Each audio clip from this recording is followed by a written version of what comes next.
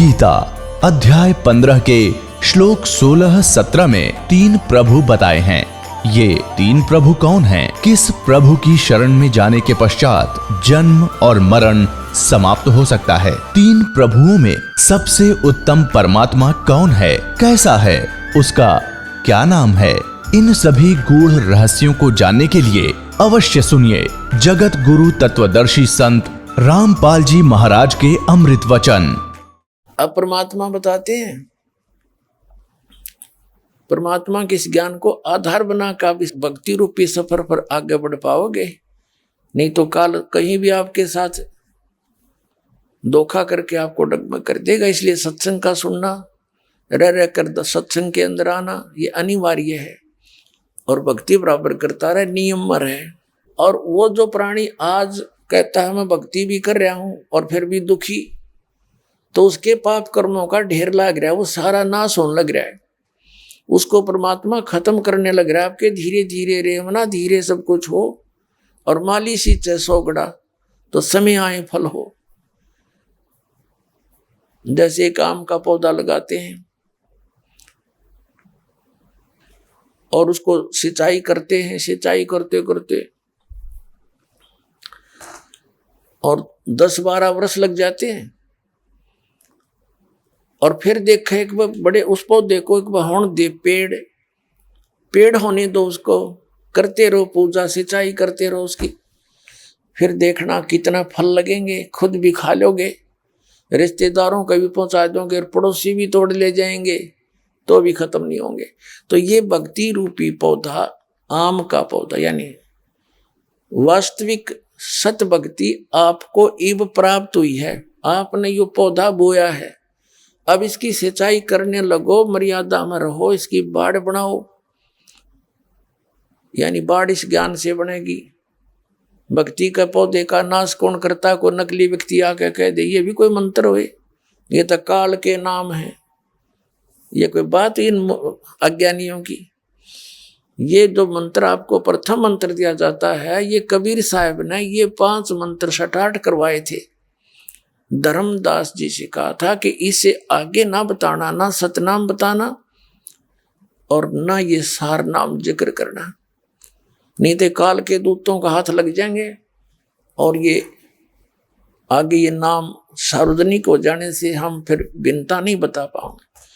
तो धर्मदास जी की 5वीं पीढ़ी तक ये 5 नाम आए थे। कौन कौन से?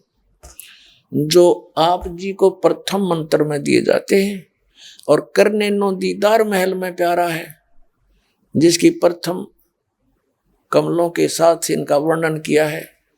और परमेश्वर सीधे आकर मिले थे। आदरणीय गरीबदास साहिब जी को सचखंड सतलोक लेकर गए थे, उनको वापस छोड़ा था। परमात्मा प्राप्त उस ज्ञान को, आंखों देखे ज्ञान को गरीबदास जी ने यही वर्णन किया है। ब्रह्म वेदी जो एक भक्ति का अंग है, जो आपको नित्य नियम के अंदर पाठ करने को दिया जाता है, उसमें स्पष्ट किया हुआ है कि मूल कमल में गणेश वासा रक्त वर्ण जा जानिए, किलियम जाप कुलीन तत्सब शब्द हमारा मानिए। स्वाद चक्र ब्रह्मादि वासा जहाँ सावत्री ब्रह्मा है, ओम जाप जप्या कर हंसा, ज्ञान योग सतगुरु कहे। यह उसमें कंप्लीट क्लियर कर रखा है, ये नाम जाप कर रहे हैं। और परमेश्वर ने कहा था कि गरीबदास का जो पंथा होगा, उस गरीबदास जी के द्वारा मैं अपने कंप्लीट कोर्स पुनः प्रकट करवाऊंगा। और गरीबदास जी की वाणी में ये सारे नो के कंप्लीट मंत्र लिखा हुआ है, ये कंप्लीट एज इट इज। और वो 2 मंत्र सतनाम और सारनाम अलग है। तो कहने का भाव ये भक्ति रूपी पौधे से बाढ़ हट जाएगी तो कोई तोड़ देगा उसने। तो इस ज्ञान की बाढ़ बना के रखना, यानी किसी की बातों में मत आना। तो 5वीं पीढ़ी में परमात्मा के आदेश अनुसार धर्मदास जी की 5वीं पीढ़ी तक ये 5 नाम आए थे, जो आपको प्रथम मंत्र में बीच बीच के दिए जाते हैं, प्रथम और लास्ट छोड़ के। लेकिन 6ठी पीढ़ी में आके किसी ने उस महंत जी से बार बार किसी ने डिस्कस कर दिया कि ये तो नाम है इन देवताओं की, तुम जाप करते हो, बात करते हो सतलोक की, तो उसने वो नाम बदल दिए। कबीर सागर में एक महिमा है इन 5 नाम और सतनाम और सार नाम की, वह शुरू कर दी। जैसे दवाई खानी छोड़ दी और ये शुरू कर दी, खा ले रे दवाई काम आवेगी, खा ले रे दवाई रोग कट जाएगा। वो गाना गाना शुरू कर दिया, वो एक पूरा शब्द बना लिखा हुआ वो देने लग गया, जो आज तक वही चल रहा है। तो इसलिए ये भक्ति की बाढ़ जो है, इस ज्ञान की बाढ़ बना के आपने आगे बढ़ना है, किसी की बातों में नहीं आना, इस ज्ञान से ही आपको राहत मिलेगी। तो कहने का भाव ये है कि हम जिस प्रसंग पर फिर आते हैं, अब क्या बताते हैं परमात्मा कि जो व्यक्ति भक्ति कर रहा है और फिर भी दुखी है, उसके लिए परमात्मा कहते हैं कि कबीरा सब जग निर्धना, धनवंता ना कोय, धनवंता सो जानियो, जिस पर राम नाम धन होए। झूठे सुख को सुख कहे, ये मान रहा मन मोद, ये सकल चबीना काल का, कुछ मुख में कुछ गोद। तुम इस झूठे सुख को सुख मान रहे हो और कहते हैं ये तो काल की व्यवस्था है सारी, अब सबको प्रसन्न कर रखा है, माचे फिरे सारे दिन। और पहले नो पूछे ऊपर की कमाई कितनी है, जब छोरी ब्याहूंगा तनख्वाह कितनी है, 10,000 रुपये, और ऊपर की 20,000 तो ठीक है, रास्ता पक्का। ऊपर की नहीं है तो कि मैं ना बात बनी, कोई बात हुई, ये कोई आधार बनाए न बच्चों की संस्कार जोड़ने का। जो जहर गणा खाओ न को उसका भी बेटी ब्याहेंगे, इसके देख उसको दांखना भी ना चाहिए, वो तो उसको तो जहर देने की जरूरत नहीं पड़ेगी, अपने परिवार को लास्ट में देख लेना। जो ऐसी बकवादें करते हैं, परमात्मा को आधार बनाकर जीना आप सीखोगे जब बात बनेगी। बच्ची ने भी, बेटी ने भी, बेटे ने भी भगवान से जोड़ दे, और वो मंत्र, वो कनेक्शन दास उस परमात्मा के सच्चे दरबार का एक लाइनमैन समझ लो, बिजली वाले का फोरमैन समझ लो, कनेक्शन जोड़ दिया इस पृथ्वी पर। और दूसरा नहीं किस ब्रह्मांड के अंदर इस दास के अतिरिक्त जिसको मालिक ने ये कनेक्शन जोड़ने के आदेश दे रखे हो, और जिससे आदेश उससे जुड़वाना पड़ेगा। नकली तब किकर का लटका बांध कर तारी जोड़े बैठे हैं, कितने मूर्ख बना रहे आपको। तो अपने बेटे को और बेटी को, सभी भाई बहन भतीजों को, माता और पिता को, जिस जैसे भी सती थी जिसको ज्ञान हो जाए, सबको इस मालिक से जोड़ देना चाहिए। और फिर देखना आपके घर में कितना सुख होगा। तो कहने का भाव ये है, परमात्मा कहते हैं आप जिसको धनी मानते भौतिक सुख वाला, वो तो महानिर्धन है, वो तो अपना कर्म बिगाड़ गया, कति सारे बैठा गया, सारे पुनों का नाश कर गया, और उस पुनों के बदले में क्या बदलवा ले गया, वो कोठी और कार बदलवा ली इसने, और वो यहीं रह गया। आप गया वहां पर भूखा प्यासा, नरक में ठोका जाएगा, यमदूत पीटेंगे, फिर पशु बनेगा। जिससे वो पैसा लेकर के कोठी कार बनाई थी, उसका फिर उसने वापस ऋण चुकाना बनेगा। किसी का बैल बनेगा, किसी का गधा बनेगा, और किसी का और प्रकार से वो पूरे करने पड़ेंगे उसके। परमात्मा कहते तुमने उस दरगाह का मैल नहीं देखा, धर्मराज के तिल तिल का लेखा, एक एक पाई का हिसाब आपने चुकाना पड़ता है। और इस जैसे अभी आपको बताया कि पहले इस अज्ञानता में आपने कितनी गलती कर दी और कितने अपराध बन गए। कसाई तक का भी उदाहरण दे रखा है कि सदना नाम का कसाई था, और वो भी अपने जॉब को छोड़ना नहीं चाहता था। कदे भूखा मर जाऊं मैं और क्या करूंगा, भगवान संतों का ज्ञान सुना, पर संत से मिला सदना और प्रभावित हुआ, सारी बातों को स्वीकार किया, लेकिन रोजी रोटी फिर अड़ गई आगे। संत परमात्मा स्वयं आते हैं साधु रूप बना के अपनी प्यारी आत्माओं को सतमार्ग बताते हैं। कबीर परमेश्वर आते हैं, साधु रूप में बैठे थे, तो सदना कसाई ने सत्संग सुना। परमेश्वर जो संत रूप में आए हुए थे, कबीर जी बड़ा प्रभावित हुआ, अपने कर्मों की तरफ झांका और कहा भगवान मैंने तो नाश कर दिया, क्या मेरा भी उद्धार हो सके गुरुदेव, हे महात्मा जी। तब संत ने कहा, संत रूप में परमात्मा विराजमान थे, कहने लगे भाई आगे पाप करो ना और पिछले माफ हो जाएंगे, इस भक्ति साधन से मैं बताऊंगा ऐसे। वो कहने लगा जी, परमात्मा ने पूछा तू कौन है भाई? कि मैं कसाई हूं जी, मैं कसाई हूं, कसाई सदना कसाई, सदना नाम मेरा, सदना नाम है, क्या मेरा मुझ पापी का भी उद्धार हो सकता है? परमात्मा ने कहा भाई होगा, कति हो जाएगा, पर बेटा आगे ना करिए। कहने लगा जी क्यों कर बात बनेगी, और तो कोई साधन नहीं रोजी रोटी का। परमात्मा संत जी ने कहा, परमात्मा संत रूप में बैठे थे, बेटा पेट में भगवान न पाला तू, जब कौन रोटी लेकर जाया करता तेरी, कौन पहुंचाता था?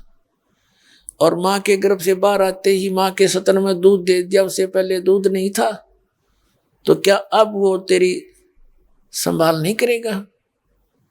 लेकिन ये तो एक हमने औपचारिकता सी बातें लगती हैं, क्योंकि हम दूसरे रंग में रंगे हुए।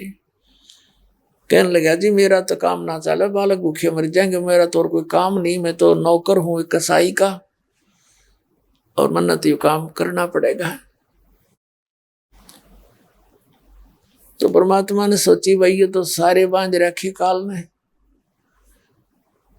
कहा, परमात्मा ने कहा बेटा इसने छोड़ दे तू।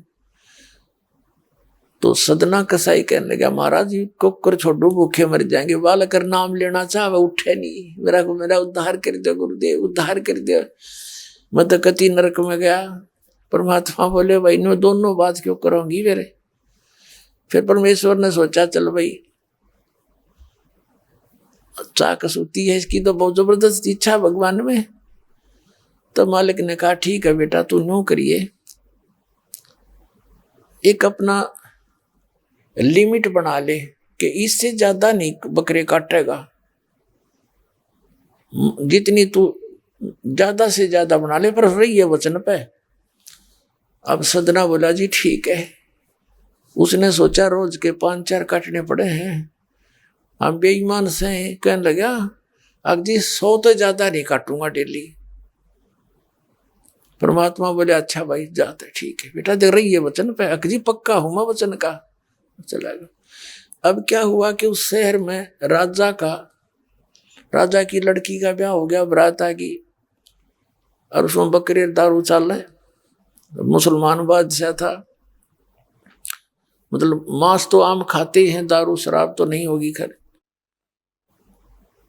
अब उसके सदना के मालिक ने आदेश दिया कि सदना बड़ा ऑर्डर आ गया उससे, और भाई ला दिए बकरे, ला कर रख दिए 20। अब 20 काट दिए सदना ने, फिर डिमांड आ गई 20 की, और कहने का भाव ये है कि 100 के 100 बकरे कट गए। और सदना ने सोचा हे भगवान कति पूरी बात बनी, हे भगवान आपने प्रण भी आपने रखा, मेरी तो प्रतिज्ञा भी आपने रखी, मांझ दो के हथियार धर दिए, अकरेगी इज्जत आजत कति नाश हो गया था। इतने में परमात्मा ने क्या किया, एक बहुत बड़े व्यापारी का रूप बना के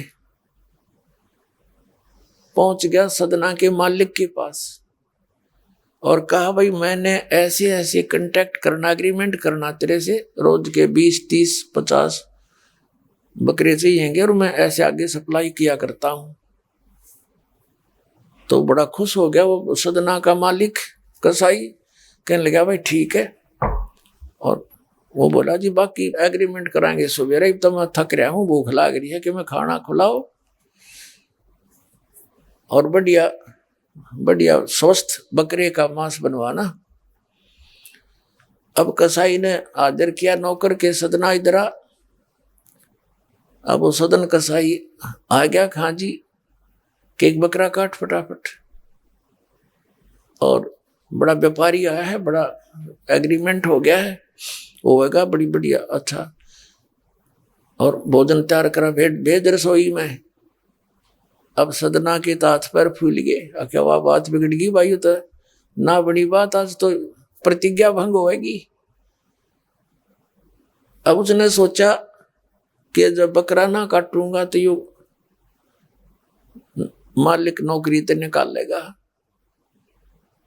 और जब बकरा काट दिया तो वचन भंग हो गया, मेरी तो बात बिगड़ गई दोनों तरफ से। तो उसने सोचा एक आदमी का भोजन बनेगा, तो उसने क्या सोचा कि बकरे के नड़े नड़े काट दूं अंडकोश, अब मेरा पर्ण भी रह जाएगा और भोजन भी बन जाएगा एक आदमी का। हथियार उठाया और बकरे के वो नड़े काटने चाहे, बकरा बुलवा दिया परमात्मा ने बोला सदना, और देख भाई मर्यादा ना तोड़े, ना जाने कितनी बार तो तू बकरा बन लिया और मैं बना कसाई। और देखियो मैंने तेरे गल काटे हैं, तेरे को ऐसे नहीं काटा जैसे तू काटने जा रहा है। अब सारी रात तड़प कर मरूंगा मैं, तन्ने भी फिर मैं ऐसे ही काटूंगा तेरे को, ये देख लेना। अब बकरा किस सदना किसके बकरे काट रहा था, हाथ मत कर छूट गई, कप्पा खड़ा खड़ा बकरा बोले ना काटे, बैठ गया रोवे।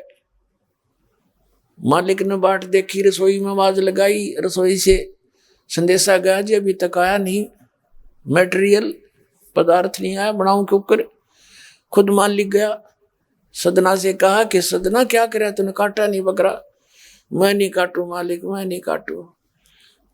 उसने सोचा ये तो दुश्मन है, ये प्रसन्न नहीं है मेरे इस एग्रीमेंट से, ये काहे का नौकर है। अब ला तू नहीं काटे ना, ला मैं काटू। उठा गुस्से में सदना के दोनों हाथ काट दिए उस कसाई मालिक ने, अरे एक मारी लात करते पार काट दिया। अब जैसा भी ट्रीटमेंट वगैरह करा करो का, महीने 2 महीने रो पीट कर उन्हें सोची क्या करूं भाई। उसने सोचा चल पड़ी यहां से। उस संत ने कहा था मैं वहां जगन्नाथ के मंदिर में रहता हूं, वहां आ जाना। उस जगन्नाथ के मंदिर की तरफ चल पड़ा कि भाई परमात्मा ने जब इतना चमत्कार दिखाया है, बकरा बोलिया, इसे बुंडे काम ना मैं तो कदे भी ना करूं, मरो से जीवा से भूखे मरे। आदमी की कही तो ना जच्चे, पर वह तो सच्ची होगी, सामने तो जुल्म हो गया। यूं तो बहुत बुरा जो है ना एक रूटीन है, यो नहीं करे भाई कति भी। संत साची कहे थे वो उस दिन जच्ची उसके, उस गुरुदेव के पास समाधान के लिए चल पड़ा। देख कहाँ तक बिजली गिरती है इस बुंडे कर्मों से, कैसे फिर जो मालिक परम संत की शरण में जा रक्षा कैसे होती है। अब वो चला जा रहा था, पहले सरपंच नहीं होते थे, नंबरदार होली सोली होता था गांव का, और 5-4 गांव में से एक गांव वाले व्यक्ति नंबरदार को कोई विशेष और पावर दे देता था राजा, जिससे वो दंडित भी कर सकता था अन्य किसी उनको। एक नंबरदार के घर पे रास्ते में जा रहा था, नंबरदार के घर पे रुक गया और कहा जी मैं रात न रुकूंगा, मैंने आगे यात्रा पे जाना है, जगन्नाथ में जा रहा हूं। तो पहले धार्मिक वैसे तो आम व्यक्ति की बहुत इज्जत करता थे, अतिथि की। नंबरदार ने सदना को रोक लिया, रुक जा भाई, भाई रोटी खाइए, अलग से व्यवस्था कर दी, खाना खुना खा ठाट तरह। अब क्या हुआ कि उस नंबरदार की पत्नी जो थी वो बैड कैरेक्टर थी, उसने सदना के साथ दुर्व्यवहार करने की चेष्टा की। वो रोने लग गया, माई मत महा दुखी व्यक्ति हो, रात काटनी है, काटन दे तो काट दे, ना मैं भी चला जाऊंगा। तो उसने फिर शोर मचा दिया, अपनी बेइज्जती समझ के लोग इकट्ठे हो गए, अक्यों मेरी इज्जत का गाक बने था, पकड़ लिया। और वहीं उस शहर के अंदर, साथ में ही शहर था, वहां ले गए। राजा था, वहां का नवाब था, उसके सामने उसको पेश किया गया, उसको सजा सुना दी कि इसको मीनार में चिन दो, भुगत कर मरे। इसको कितना नंबरदार ने इसको इज्जत से रखा और इसने धोखा किया, उसी के साथ पत्नी के साथ दुर्व्यवहार करने की चेष्टा की और उसकी पत्नी ने गवाही दे दी, जी मेरे ऐसे ऐसे सतन पकड़ दिए इसने। अब मीनार के अंदर खड़ा करके मीनार चढ़वा दिया, बंद कर दिया। अकाब मर जाएगा चिल्ला चिल्ला के, रो पीट के। तब सदना ने अर्ज करी है, गुरुदेव मैं तो पापी आत्मा था, मुझे तो चाहे इससे ही बदतर मौत मार दो, लेकिन मुझे ये भगत कहे थे कि मंदिर में जावे ढेड और इसे इसके गुरु होंगे और ऐसा करता था ऐसा करता था। दाता आपके नाम पर बट्टा लग गया, तो मैं तो नीच था, तो इससे भी बुरी मौत मार देते। दाता इस भक्ति की इज्जत रखियो मेरे मालिक। इतना ही कहा था, वो सारा मीनार फट गया और ईंटें उन सरपंच के सर में लगी, उसकी पत्नी के दोनों सतन कट के वहीं गिर गए, खून चल पड़ा।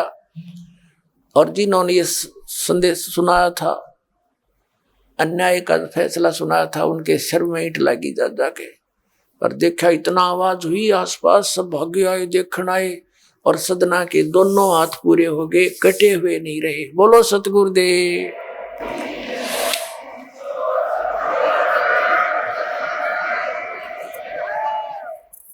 तो कहने का भाव ये पुण्यात्माओं, हम मर्यादा इतनी भारा मान रहे हैं जो भगवान के मार्ग पर चलने वाली, और उनसे ही लाभ होगा।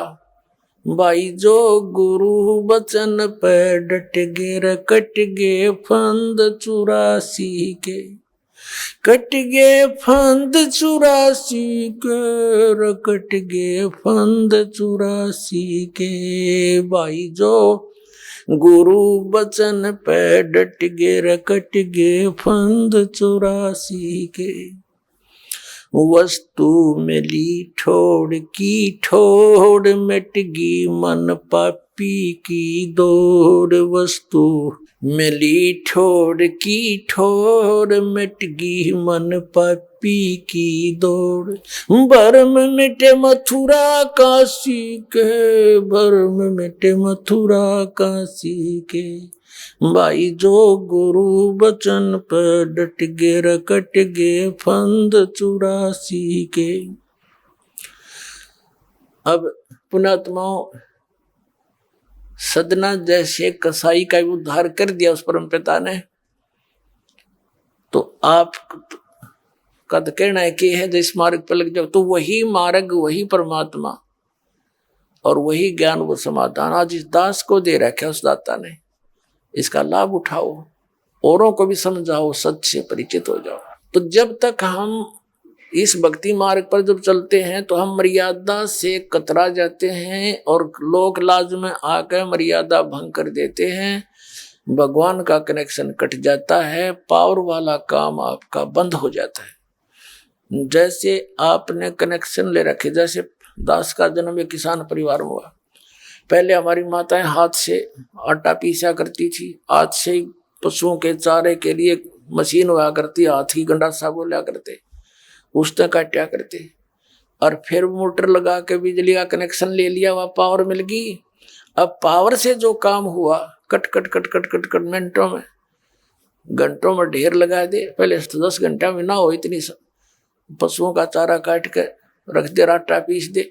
तो पावर जब आपको मिल जाती है तो पहले आपके जो प्रारब्ध में यानी अपना मैनुअल काम थे उनसे घना काम होता है। और जब आपका कनेक्शन कट जाता है तो फिर जो के तो फिर वो मैनुअल रह गया, आपके पावर वाला काम तो बंद हो गया। तो इस प्रकार आप जिस कनेक्शन ने ना कटने दो, और काल का पहला दाव है कि ये इस कनेक्शन ने कटवाओ। आप क्या ने नाम ले गए, गांव में पहुंच गए, गांव वाले नौके काहे का नाम लिया, तो ने तो ये भी छोड़ दिए, माता भी नहीं पूजता, पितर भी नहीं पूजता, और जो सामूहिक काम से ये धार्मिक ये भी नहीं कर रहा। तो काल का ये विशेष दाव है कि इसको वहां से खंडित करवा दूं, फिर इसकी देही तोड़ता रहूं, कोई दिक्कत नहीं। और जब मालिक के संरक्षण में हम रहेंगे, ये निकट नहीं आ सकता, ये कोई इसका अटैक हो नहीं सकता।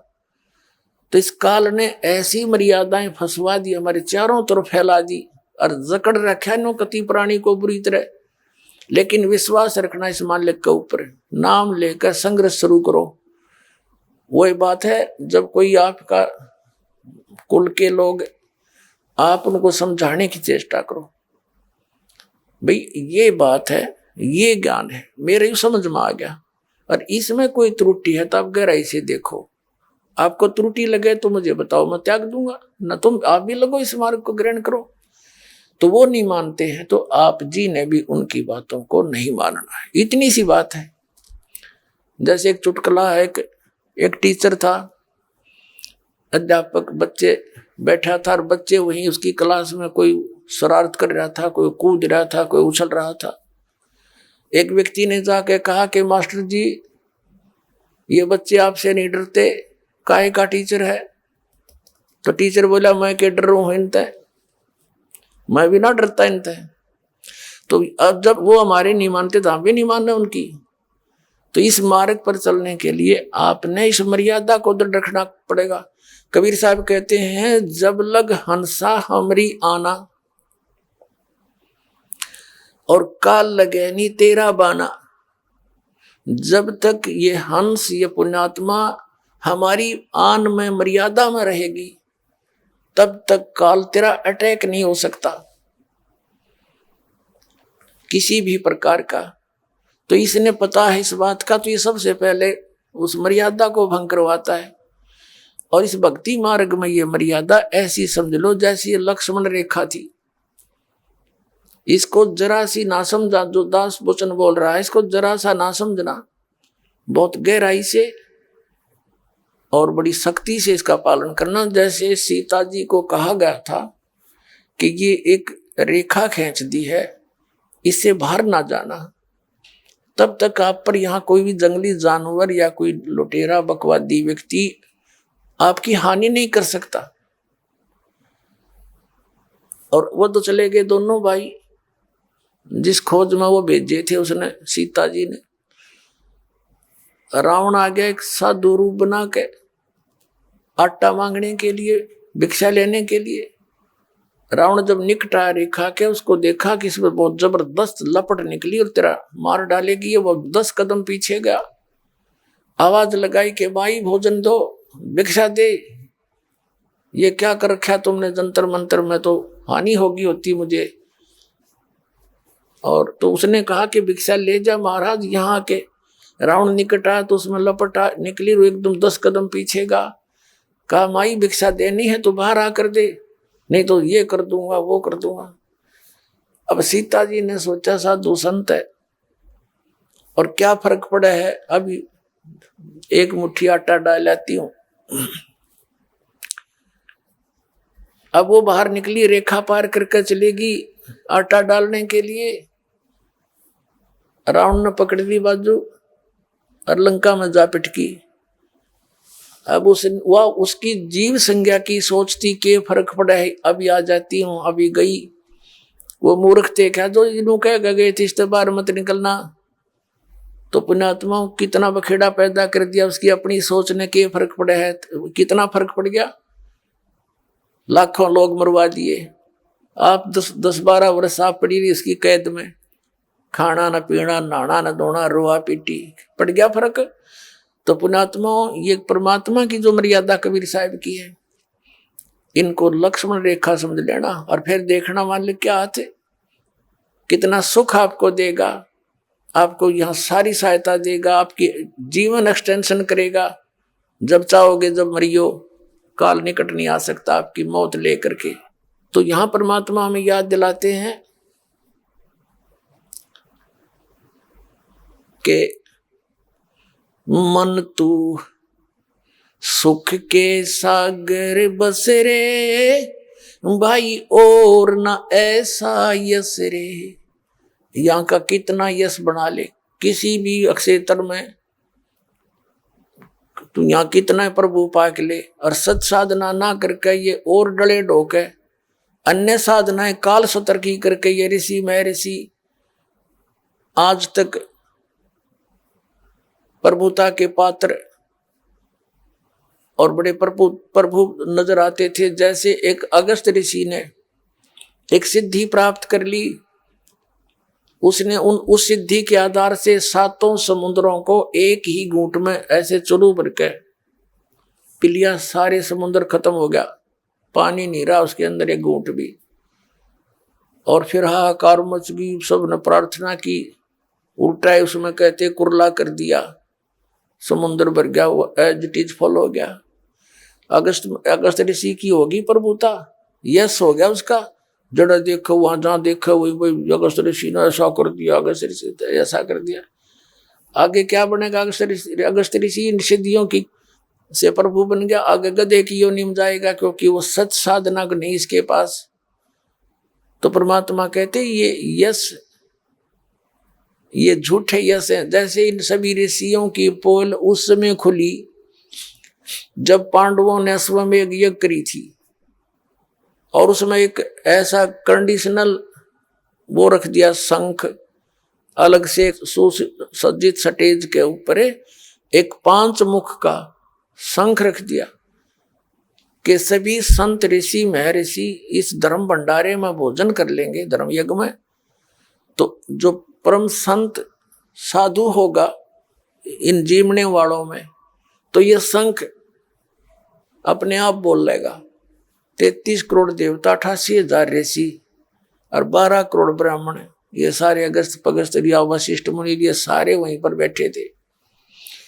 और समेत श्री कृष्ण जी त्रिलोकीनाथ ने भोजन कर लिया, वो शंख नहीं बजा।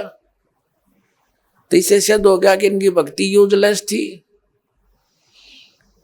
जो कृष्ण जी की भक्ति करके मोक्षता में थे, श्री कृष्ण भी वहीं बैठा था, भोजन खा लिया था उसका, उससे भी वो यज्ञ संपूर्ण नहीं हुई।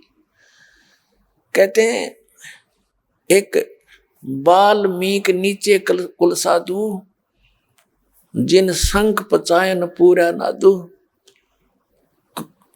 इसमें द्वापर युग में परमात्मा कबीर जी एक करुणा में नाम से, जैसे वो प्रत्येक युग में लीला करते हैं, जैसे कलयुग में कबीर नाम से वो प्रकट रहे हुए, 120 वर्ष रहे, सह शरीर आए थे, सह शरीर चले गए।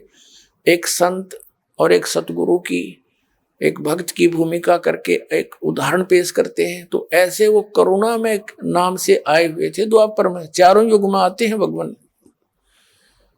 और उनका और वाल्मीकि परिवार, उनको जो बालक रूप में आए थे कमल के फूल पर, एक वाल्मीकि परिवार उठा ले गया था मालिक को।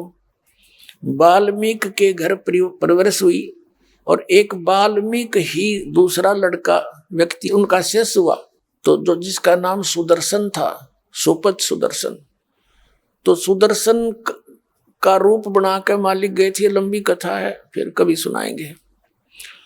आज जो प्रसंग है उसको पूरा करेंगे। तो सुदर्शन जो वाल्मीकि, सुदर्शन जो था परमात्मा कबीर जी यानी करुणा में जी का सत भक्ति का साधक था, मर्यादा में चलता था। जब वो वहां पहुंचे सुदर्शन रूप में, उन्होंने भोजन खाया। कहने का भाव ये है कि पहले तो रुक्मणी, उसको द्रौपदी के मन में दोष आ गया था कि ये काहे का संत है, एक जंगली सा व्यक्ति, इससे क्या हमारा ये यज्ञ पूर्ण होगा, इस ऐसे मंडलेश्वर यहाँ बैठे हैं। फिर दूसरे उसने भोजन बना के रखा द्रौपदी ने सुदर्शन जी के सामने, अलग अलग खीर, खांड, पकौड़ी, कचौरी, नारी नारी, दही बड़े हैं, सारे बनाकर अलग अलग थाली में रखे। सुदर्शन जी ने क्या सोचा कि आज तक ये मन न्यारे न्यारे स्वाद करके बकवाद करेगा, कल फिर डिमांड करेगा मेरे से कि उसे फिर खाऊंगा। तो उन्होंने क्या किया, थोड़ा थोड़ा आइटम जितना खाना था सभी कटोरियों में से थाली में डाल लिया। हलवा भी, खीर भी, दाल भी, कचौड़ी भी, पकौड़ी भी थोड़ी थोड़ी ले करके अन्नों खिचड़ी बना ली। अब द्रौपदी ने सोचा था कि मैंने ऐसा भोजन बना के दिया है, ये जंगल में रहने वाला महात्मा खावेगा और मेरे गुण गावेगा और उंगली चाटता रह जाएगा। जब उसने देखा इसने तो सारा काम बिगाड़ दिया, 1 घंटे माथा मेरे आंखें फुटवाई धूमे पर, इसने क्या कराया यो, तो उसके मन में यो दोष हो रह गया था, जिस कारण से जितना भोजन थाली में रखा था उस सुदर्शन जी ने 5 ग्रासों में खा लिया और 5 बार ही शंख बोला, आगे शंख नहीं बोला। तब युधिष्ठिर जी ने कहा कि भगवान होगी बात, बनेगी बात, शंख बोल गया। तब श्री कृष्ण जी ने कहा नहीं, शंख तो लगातार बोलना चाहिए था, ये रुकना नहीं चाहिए था घंटों तक, तब बात बनेगी।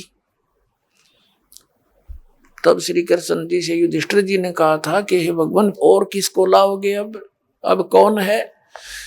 तब श्री कृष्ण जी ने कहा था इस वाल्मीकि के बाल समना ही तीनों लोक, ये इतना भक्ति युक्त है ये सुदर्शन, ये वाल्मीकि, इसके एक बाल के बराबर भी ये 3 लोक नहीं है। कोई त्रुटि अपने ही घर पे है युधिष्ठिर, कोई मनमत दोष किसी प्राणी का है। श्री कृष्ण जी को मालूम था कि द्रौपदी नाक से कोड़े थी जब वो रोटी खावा था। द्रौपदी बुलाई और पूछा, बहन साची बताना, आपने क्या सोचा जब महापुरुष जी ने खाना खाया? इसके बिना जो यज्ञ पूर्ण नहीं हो सकता, और तूने के समझ रखा ये कोई छोटी बात ना समझे, क्योंकि वहां उस समय वो परमात्मा स्वयं विराजमान थे, पूर्ण ब्रह्म, जो करुणा में नाम से प्रकट थे, कबीर जी सुदर्शन रूप में। और श्री कृष्ण को आभास हो रहा था कि ये आम व्यक्ति नहीं है। तब कह रहा था कि सुदर्शन कोई छोटी बात ना समझो इसको, क्योंकि आभास उसी को होता जिसमें कोई अंदर वस्तु होती है आध्यात्मिक। श्री कृष्ण जी पुण्यकर्मी प्राणी थे, तभी तो 3 लोक के प्रभु बने हुए हैं, तो वही महसूस कर सके कि ये आम व्यक्ति नहीं है। बाकी जितने बैठे थे उसको तो मजाक कर ही रहे थे। अब ये कथा बतानी पड़ेगी, इसलिए आवश्यक थी यहाँ पर। तो द्रौपदी ने कहा, भगवान मेरे से गलती बन गई, मैंने बहुत गलत सोच लिया कि मैंने 1 घंटे तक धूमे में आंख फुड़वाई और नहरे नहरे आइटम बना के रखे कि महाराज जी प्रसन्न होंगे भोजन खा के, और इसने ऐसा काम कर दिया, सभी एक कर लिया। तो मुझे दुख हुआ इस बात का, और मन में ये दोष आ गया कि ये काहे का शंख बजाओगा, शूद्र का शूद्र ही रहा, इसने खाने का भी ना पता, मैंने ऐसा बढ़िया भोजन दिया, इसने कदे खाया भी ना होगा, देखा भी ना होगा। तब श्री कृष्ण कहने लगे कि द्रौपदी यह भीतरी कमजोरी है, तने ये सोच लिया कि इस महापुरुष को मनीषा भोजन खिला दिया, ये तो तुम्हें खिला रहे भोजन, इसने तो एहसान कर दिया तेरे ऊपर, तेरे घर का टूक तोड़ लिया कि ये तेरा तो उद्धार करने आए थे, और तू क्या बकवास सोच बैठी। अपने आत्मा द्रौपदी बोली, जी गलती बढ़ गई कि माफी मांगे, और चरण धोकर पीस के सद समेत रेत के पैरों के देख पाप और इकट्ठा कर लिया। संत के बारे में ऐसी गलत सोच रखना भी पाप के भागी होते हैं। द्रौपदी लाई पात्र ठाकर, कोई प्रांत तांसड़ा लेकर आई, लोटा पानी का, संत के चरण धोए, वापस लोटे में डाल लिया और आधा पी लिया द्रौपदी ने। जब श्री कृष्ण जी ने कहा कि आधा मुझे भी दे दे बहन, इसे महापुरुष का चरणामृत भागा करके मिलता है बड़े भाग्य वाले को। आधा श्री कृष्ण ने पिया। तब कहते वो शंख बजा था और पूरी पृथ्वी पर आवाज गई थी और सब वातावरण बदल गया था पूरी पृथ्वी का। सब वृक्षों पर बहार आ गई थी, फूल खिल गए थे। तब उनके वो 3 ताप कट्टे थे जो कबीर भगवान से, तुम कौन राम का जपते जापम ताते कटे ना तुम्हारे 3 तापम। तो वहां कहते हैं और गनो माया के पूता, ये जितने बैठे थे ये सर्व रिद्धि सिद्धि के पुजारी थे, जितने 33 करोड़ देवता, 88,000 ऋषि, 12 करोड़ ब्राह्मण, कहते हैं 12 कोट वेद के वक्ता और 105 का शंख बजा रहे। तो कहने का भाव यह कि ये परमात्मा जो कह रहे हैं कि मन तू सुख के सागर बसरे, भाई और ना ऐसा ही असरे। अब ये सुख के बने बैठे थे जो महात्मा, जैसे दुर्वासा जी ने सिद्धि प्राप्त कर रखी थी और सिद्धि प्राप्त करके प्रभु पाक्या पड़ा था। एक दिन अम्बरीश राजा के दरबार में जाकर सिद्धि प्रयोग कर दी। उस भगत के ऊपर उसकी सिद्धि काम ना करके उल्टा उसके ऊपर असर कर गई। तीनों लोक में धक्के खाता फिरे। अंत में सुदर्शन जी वहीं पर अम्बरीश राजा के चरणों में आकर उसने मत्था टेका, तब उसका छुटकारा हुआ। तो कहने का भाव ये है पुण्यात्माओं कि जब तक हम सत भक्ति नहीं करते तो ये महिमा यूजलेस है यहाँ की। जैसे राजा अम्बरीश की इस बात से महिमा होगी कि दुर्वासा ऋषि ने उसके सामने हार मान ली, तो अम्बरीश की महिमा होगी। वही राजा अम्बरीश उस जन्म में सतयुग के अंदर बहुत बड़ा पुण्यकर्मी प्राणी था, बहुत अपनी प्रजा को प्यार से रखता था, धर्म करता था, बहुत अच्छी सती थी, उसके शासन में रहती थी। और अपनी भक्ति और पुण्यों के कारण वो विष्णु लोक में चला गया, स्वर्ग में। अपने वहां पुण्यों का नाश करके फिर त्रेता युग में वही आत्मा राजा जनक बने। राजा जनक की महिमा होगी कि सुखदेव नाम के एक ब्रह्मचारी ऋषि ब्राह्मण ने उस ऋषि से यानी राजा जनक से उपदेश लिया। जब उसका छुटकारा हुआ, 3 लोक में फिर लिया था, उसको कोई गुरु नहीं मिला, ऐसा कोई संत नहीं था। तो अब राजा जनक की यह महिमा होगी कि सुखदेव जैसे ऋषि ने भी राजा होते हुए जनक की इतनी भक्ति थी कि उसको नाक रगड़ा और उसका शेष हुआ। राजा जनक जा रहा था, जब शरीर पूरा हुआ। अब पुण्यात्माओं हर एक चीज पर भिन्नता आपको महसूस होगी कि राजा जनक काल की भक्ति करता था और फिर भी विमान में बैठ कर जा रहा था। एक तो विमान ले जा कसाई के यहाँ पर, और एक विमान ले जाएगा सतलोक में। तो राजा जनक विमान में बैठ कर जा रहा था, उस यहाँ की भक्ति की हुई। तो रास्ते में एक नरक था जिसमें 12 करोड़ प्राणी अपने पापों का दंड वहां भोग रहे थे। हाहाकार मची थी, चिल्ला रहे थे।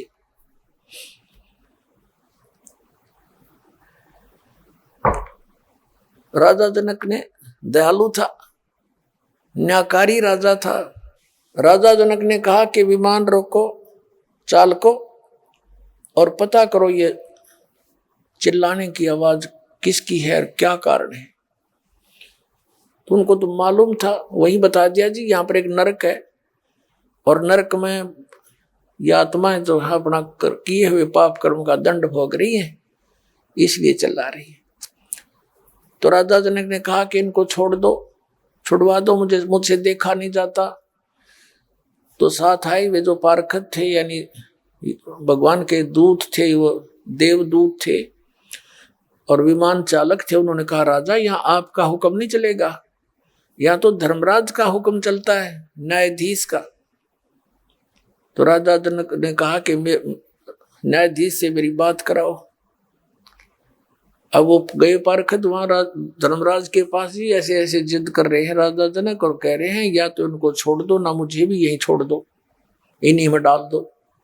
धर्मराज वहीं आ गया और कहा राजन ये अपना कर्म भोग रहे हैं, आप अपना पुण्य के लिए चलो, स्वर्ग में आपके बहुत पुण्य है। राजा जनक नहीं माना कि नहीं, या तो मुझे भी यहीं छोड़ दो या इनको नरक से निकाल दो।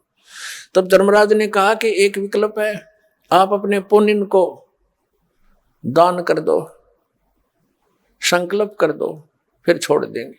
राजा जनक ने कहा मैंने आधे पुण्य इनको संकल्प कर दिए। तो राजा जनक के द्वारा दिए गए पुण्यों के आधार से उनको वहां से निकाल लिया, नरक से 12 करोड़ आत्माओं को विमान में बैठा कर स्वर्ग भेज दिया। अब राजा जनक आधा तो खाली वहीं कर दिया। इस काल ने दे जाल देख इसका, बिना ज्ञान के आदमी नो लुटता फिरता अभी तक, भक्ति करे बिना विवेक के, बिना विवेक की साधना और इस तरह के दान भी व्यर्थ होते हैं। अब दोनों स्वर्ग में चले, वो 12 करोड़ भी और राजा भी जनक भी स्वर्ग में अपना ठाठ से घूमे। राजा जनक की फिर महिमा होगी कि दानी बड़ा भाई, इसने तो ऐसा कर दिया। अब क्या बताया परमात्मा ने कि जब तक राजा जनक के द्वारा दिए गए पुण्य उन 12 करोड़ के अंदर एवरेज बांट दिए गए। जब तक वो पुण्य रहेंगे तब तक वो स्वर्ग में ठाठ करेंगे, और जब उनके पुण्य समाप्त हो जाएंगे तो 12 करोड़ फिर उस नरक में डाली जाएंगी। वो पाप उनके पेंडिंग है नो के नो। और उधर से राजा जनक के आधा खाली करा दिया। फिर वही राजा जनक यानी राजा अम्बरीश वाली आत्मा जो ऐसे यश प्राप्त किए थे, अब कलयुग के अंदर वो श्री नानक देव जी बने हैं। श्री कालू राम मेहता के घर जन्म हुआ और फिर उनका विवाह हुआ, 2 पुत्र प्राप्त हुए। एक सुल्तानपुर के नवाब के यहाँ नौकरी करते थे। पहले तो उनके आप नौकर हुआ करते राजा होते हुए, और स्वयं फिर आप नौकर लग गए वो पुनों को बर्बाद करके। फिर वो मालिक दयालु आए, उनको बेई नदी पर मिले जहां वो स्नान करने जाते थे जिंदा के रूप में। कहते हैं जो जन मेरी शरण हूं ताका हूं मैं दास, और गेल गेल लग गया फिर जब लग धरती आकाश। राजा अम्बरीश थे तब भी मालिक मिले, परमात्मा से प्रेरणा पाकर उनके बात को स्वीकार नहीं किया, लेकिन भक्ति पर लग गए दृढ़ता के साथ। और राजा जनक को भी मालिक मिले थे कबीर जी जाके, तब उनको ये ज्ञान हुआ था, लेकिन उनकी बात को स्वीकार नहीं किया। मालिक को पता था, काल ने ये कह रखा है कि कलयुग में जीव गणे ले जाना। परमात्मा को पता था कि सतयुग त्रेता द्वापर में ये गणे दुखी ना हो, और जब तक ये दुखी नहीं हो लेंगे इतना मुझे ये पहचान नहीं सकते। क्योंकि जब तक इंसान की पूर्व जन्म की कमाई के से जो पुण्य उसको प्राप्त हो रहे प्रारब्ध के, वो ये सोचता है कि जो साधना तू कर रहा है इनसे मुझे मिल रहे, और इतना विवेक नहीं कि ये साधना तो जैसे ये दास पहले हनुमान पुजारी था, हनुमान जी की पूजा करता था, मंगलवार का व्रत रखता था, सालासर माथा टेकन जाया करता था। बाबा श्याम जी की परंपरागत पूजा थी। राम कृष्ण राधे श्याम सीताराम जो भी मंत्र आ गया वो गमोड़ दिया करते थे, और सारे सुख होते जा रहे थे। संतान हुई, नौकरी मिल गई, पास हुए परीक्षा में, तो इन्हीं को क्रेडिट देते थे कि भगवान की दया से हो गया, श्याम जी की दया से हो गया, बाबा हनुमान ने मौज कर दी, श्री कृष्ण जी विष्णु जी की दया करते होगी, यानी सबको ही इसका आधार मानते थे। अब पता चला ये तो कुछ दे सकते ना ले सकते, ये कुछ नहीं कर सकते, हमारे प्रारब्ध में ये परिवर्तन कर ही नहीं सकते, ये हमें दे ही नहीं सकते जो हमारे भाग्य में नहीं है। तो मिल रहा था हमारे कर्म का, और शाबाशी मिल रही थी इन भगवानों को। तो त्रेता द्वापर सतयुग के अंदर परमात्मा को पता था ये पुण्यकर्मी प्राणी है, तो इनका पूर्व जन्म का पुण्य, जैसे अब आप भक्ति करोगे ये हजारों वर्ष चलेगी सत्य भक्ति इस पृथ्वी पर। जो पार हो गए उनकी तो कहानी खत्म होगी, यहाँ से जड़ निकल गई।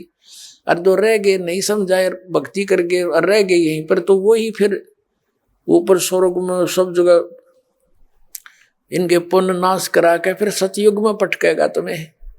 सतयुग में फिर ये गलत साधना करते रहोगे फिर भी सुख होगा। आप सोचते हो हमें जो पूजाएं कर रहे हैं मौज मात रही है, समाधि भी जाती है ऊपर को, फिर त्रेता में, फिर द्वापर में, फिर कलयुग में आकर फिर पकड़ा जाओगे आप, क्योंकि जो साधना आप कर रहे हो वो तो गलत है। आपके पुण्य रहे नहीं, क्योंकि सारे पुण्य खर्च कर दिए तुमने। तो अब जो दुर्गति आपकी प्रारंभ हो रही है, दुखी के दुख बढ़ रहे हैं। पूजा वो पहले भी कर रहे थे, आपके दादे परदादे भी कर रहे थे, वह सुखी थे क्योंकि उनके पुण्य थे। और उन्हीं करते करते तो आपकी बिरानमाटी होगी। तो अब उन साधनाओं से नहीं हो रहा था वो लाभ, आपको पूर्व प्रारब्ध ही मिल रहा था। और अब परमात्मा कहते हैं कि मैं कलयुग में फिर वो भक्ति दूंगा, इनके रोज कांटे से निकलेंगे, रोज सुख होंगे, और वो उन साधनाओं को करके ये थक चुके होंगे, फिर मुझे पहचान लेंगे। कबीर साहब कहते हैं पर्वत पर्वत में फिरा और कारण अपने राम, राम जैसे संत मिले जिन सारे सब काम। तो कहने का भाव ये है दास का कि अब जो आप साधना कर रहे हो, आपको मर्यादा में रह के साधना करने से वो लाभ मिलेगा आप सोच भी नहीं सकते, कि तो सुना भी नहीं होगा। फिर आप पहचान में आ जाएगी कौन है भगवान, वो कबीर परमात्मा है। अब जो प्रसंग चल रहा है कि राजा अम्बरीश सतयुग त्रेता द्वापर में महिमा के पात्र बड़े और अंत में फिर क्या बने, नानक जी बन गए। आप मजदूर लगे, आप नौकर लगे। तो फिर मालिक आकर मिले, जो जन मेरी शरण है ताका हूं मैं दास, गेल गेल लाग्या फिरूं जब तक धरती आकाश। आप आज के नहीं हो जो शरण मांगे, ये करोड़ों की संख्या में ये नकली संत बहकाए बैठे। अरदास ने खूब आवाज लगा लिए तो कुंभकर्ण की नींद सोए पड़े, भांग पी रहे उन संतों के पास, इतनी आवाज लगा दी। क्रोथा कांड इसी का कारण था, सच्चाई कहने का इनकी पोल पाट दी थी इन नकली आचार्य ऋषि की, मैं ऋषि दानंद की, सारे की। तुम्हारे लिए परमात्मा के बच्चे हो, जागो किसी तरह हैं। और वो उड़ा फंसे पड़े, नो सोचा इतना आवाज लगा के भी ना जाए गिरे। तो कहने का भाव ये है कि सतयुग त्रेता द्वापर में अब जो ये परमात्मा ने कलयुग में आकर जो मुहिम चलाई है, ये पूर्व निर्धारित थी। और आप वो पुण्यकर्मी प्राणी हैं जो आपकी शरण में आगे अब अरिया बात समझ में आएगी। और जितने लेट आवेंगे ना उतने रोया करेंगे, अरे ऊपर न मुँह करके आप देख लेना, आपके सामने दिखा दूंगा। क्योंकि वहाँ भक्ति है नहीं, तो आपके साथ वो भगवान उसी पिछले जन्मों से लगा हुआ है। जैसे नानक साहब जी की आत्मा अम्बरीश राजा थे, वहां मिले उनको जाकर, पर मालिक की बात तो स्वीकार नहीं करी, लेकिन प्रेरणा भक्ति की होगी। नाराज पाके कौन भक्ति करे। मालिक ने प्रेरणा दी, साधु बन के गए, उनके घर रुके। शुरू में जवान अवस्था थी, बहुत देर तक बात समझ में आई। फिर ऐसी आई कि चल जैसी भी कर रहा था करके कुछ तो पुण्य कमाए, कुछ दिन तो स्वर्ग में रह गया उल्टा। फिर राजा जनक को मिले, फिर वही आत्मा नानक देव बने, वहां पहुंच गए। बेई नदी पे गोष्ठी करी, पहले उनसे ज्ञान समझाया, लेकिन पुराना रंग गणा था, नहीं समझ में आया। तो फिर सतलोक लेकर गए उस प्यारी आत्मा को। सतलोक में परमात्मा को देखा, और वही भगवान फिर काशी में कपड़ा बुनता देखा। तब कहा था, फाई सूरत मुलुक की वेश, ए ठगवाड़ा ठगी देश, खरा सियाणा बोता बार। ये दानक रूप रहा करता, नानक साहिब जी ने कहा था। ये गुरु ग्रंथ साहिब के अंदर 24 नंबर पृष्ठ के ऊपर ये पूरा शब्द लिखा हुआ है नानक साहिब जी का। तो पुण्यात्माओं, कबीर साहब कहते हैं, तो आप भी उन्हीं पुण्यात्माओं में से हो।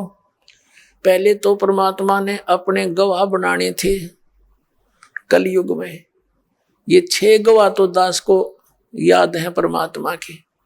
कौन कौन? जिन्होंने परमात्मा कबीर जी को यहाँ भी देखा, सचखंड में देखा, सतलोक में, और दोनों जगह ये एक ही पाया।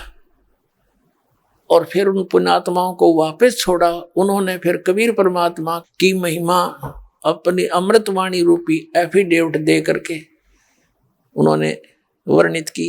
कौन कौन है? आदरणीय धर्मदास साहिब जी, आदरणीय मलुकदास साहिब जी, आदरणीय नानक साहिब जी, आदरणीय दादू साहिब जी, आदरणीय गरीबदास साहिब जी, गांव छुड़ानी जिला झज्जर वाले, आदरणीय गीसादास साहिब जी, गांव खेकड़ा जिला मेरठ उत्तर प्रदेश वाले। तो ये 6 गवाह तो दास के याद है उस परमात्मा के कि कबीर इज गॉड। जैसे नानक साहिब का तो आपने सुन लिया, फाई सूरत मुलुक की वेश, ए ठगवाड़ा ठगी देश, खरा सियाणा बोता बार। ये धानक रूप रहा करता। 24 नंबर पृष्ठ पे, 721 पृष्ठ पे लिखा गुरु ग्रंथ साहिब में कि एक अर्ज गुप्तम पेश तोदर कून करतार, हक्का कबीर करीम तू बे ए परवरदिगार। और दादू साहिब ने कहा कि जिन मुझको निज नाम दिया सोए सतगुरु हमार, दादू दूसरा कोई नहीं, ये कबीर सिरजनहार। आदरणीय गरीबदास साहिब जी गांव छुड़ाने वाले ने कहा कि अनंत कोट ब्रह्मांड का एक रति निभार और सतगुरु पुरुष कबीर हैं, ये कुल के सिरजनहार। अब आप उन पुण्यात्माओं में से हो जिनके भगवान पीछे लगा हुआ है। जो बच्चा गऊ की नजर में यूं साई को संते, भक्तों के पीछे फिरे वो भक्त वत्सल भगवंत। कि जैसे गाय चारा चरती है, चारा चर रही है, एक नजर अपने बच्चे पर रखती है, तो परमात्मा कहते हैं जो बच्चा गऊ की नजर में, यूं साईं को संत। आप पुण्यात्मा हो जो भगवान की खोज में लगे हो, इतनी दूर आए हो, कोई 200 किलोमीटर से, कोई 1000 किलोमीटर से, कोई 1500 किलोमीटर से, आप परमात्मा के बच्चे हो। और आपको कैसे संदेश भेजा, तरीका देखो उस दाता का। ये इंटरनेट और ये इलेक्ट्रॉनिक मीडिया और ये सैटेलाइट रूप पर के जितने भी ये लैब लोग बनवाए परमात्मा ने, टीवी बनवाए,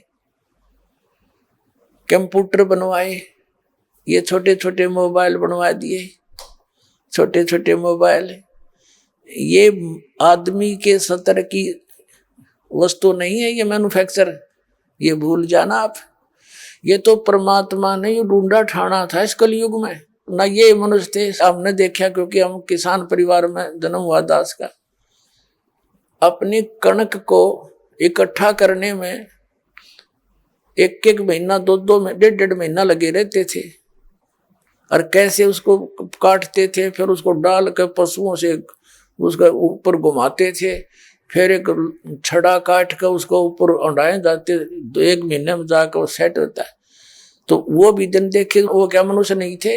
एक रेडू में, यानी छोटी सी गाड़ी में 6 खच्चर जोड़ कर रथ बना के घसीटे अंडा करते, ना सड़क थी, तो वह भी मनुष्य थे। तो अब क्या कहीं और से आ गई मनुष्य, उनसे कम दिमाग है जो पहले वालों में था। लेकिन मालिक ने अब ये बनवाने थे, इसके माध्यम से ये संदेश, अपना परिचय अपने बच्चों तक पहुंचाना है उसने, उसके लिए बनवाए। ना 10 साल पहले की थे मीडिया, इलेक्ट्रॉनिक मीडिया कहीं भी नहीं था, ना इस सैटेलाइट का बेरा था इन्हें। तो अब ये 5500 जो वर्ष कलयुग के दाता ने कहा है, ये वो चल रहा है 5500 वर्ष वाला। जब कलयुग बीत जाएगा, जब ये सारा विश्व है भगवान को पहचानेगा और इस सच्चे नाम का जाप करा करेगा, सबकी ये बुराई छूट जाएंगी। ये जहर कोई नहीं खाओगा रिश्वत का, जो आधा हाकार माचरी।